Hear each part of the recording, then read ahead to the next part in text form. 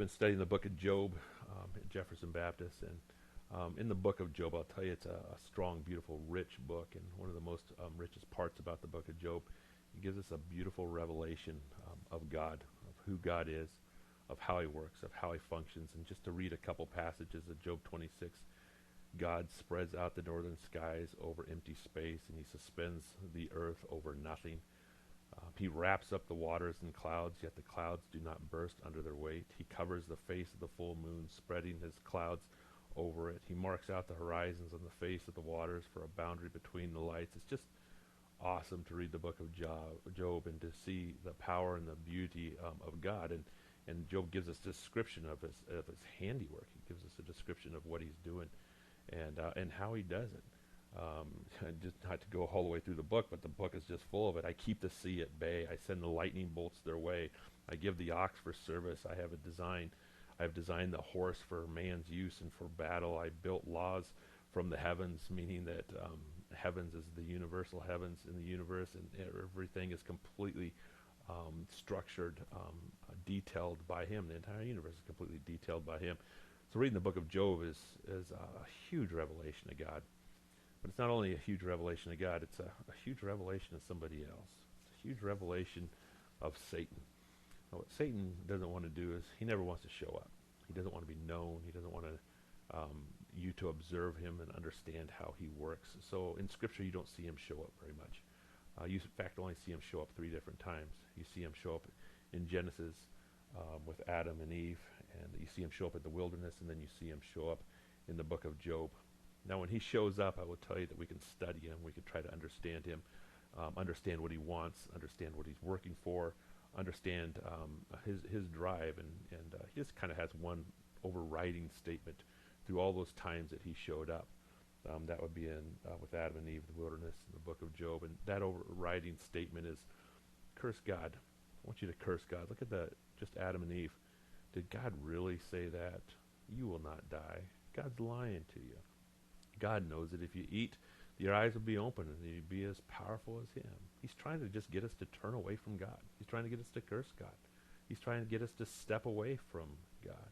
So let's look at this book of Job specifically. I mean, it just comes right out as Satan literally shows up in chapters 1 and 2. And the whole conversation is, I want Job to curse God.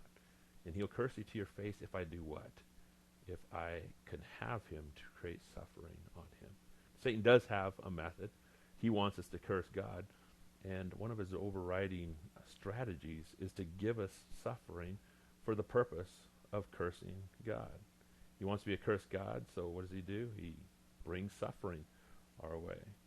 And when we start suffering, we start asking the question, Satan is on me. He's wanting me to suffer. He's tormenting me. He's discouraging me.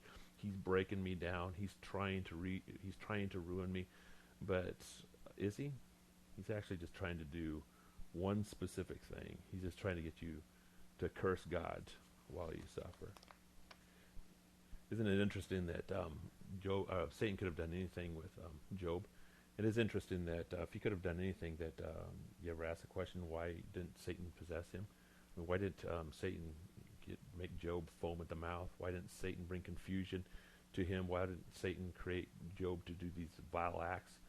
The reason why Satan did not possess him is because if he went into Job, all of Job's actions would have been Satan's actions. Why? Because he's completely and entirely possessed by him. So Job doesn't want to possess, or Satan does not want to possess Job.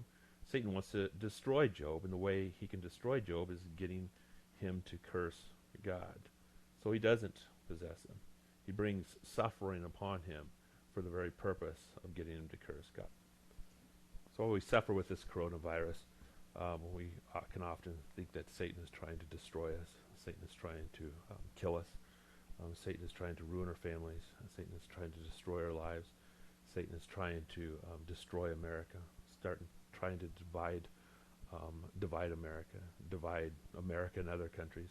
Satan has all these schemes, but really he only has one scheme, and that is to get the believers to curse God. That is to get the unbelievers to curse God. That is to get us to hate God and turn away.